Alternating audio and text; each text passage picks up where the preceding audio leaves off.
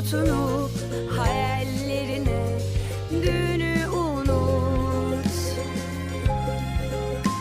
Sanki kalbimin içinde yüzlerce kuş sarılı